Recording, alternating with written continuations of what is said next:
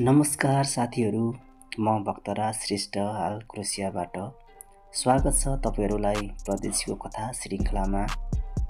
यो केवल कथा होइन, यो हजारौँ परदेशीहरूको मनभित्र लुकेको पीडा हो। परदेशीको कथा श्रृङ्खला एपिसोड 7, आमाको अन्तिम फोन। विदेशको एउटा सानो कोठामा एउटा छोरा आफ्नो परिवारको खुसीको लागि दिनरात पसिना बगाइरहेको थियो। उसलाई लाग्थ्यो, आज दुःख गर्छु, भोलि मेरी आमा बुबाको अनुहारमा खुसी ल्याउँछु।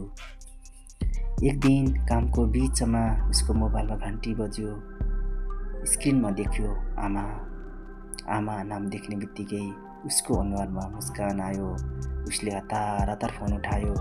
आमा, म काममा छु है, पछि फुर्सदमा कुरा गर्नेछु। उता केही क्षण मौनता छायो। त्यसपछि आमाको कमजोर आवाज आयो, हुन्छ छोरा, काम गर, तर कहिलेकाहीँ तेरो आवाज सुन्न मन लाग्छ।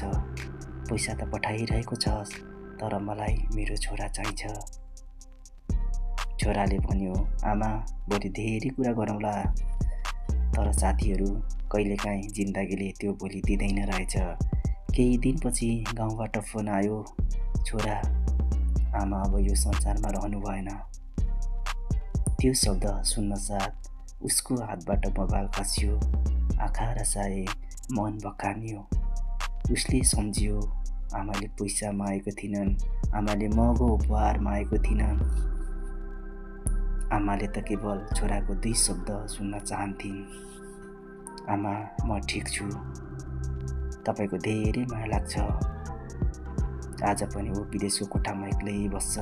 मोबाइल खोल्छ, आमाको तस्बिर हेर्छ, आमाको नम्बर हेर्छ, तर त्यो नम्बरबाट अब कहिले फोन आउँदैन।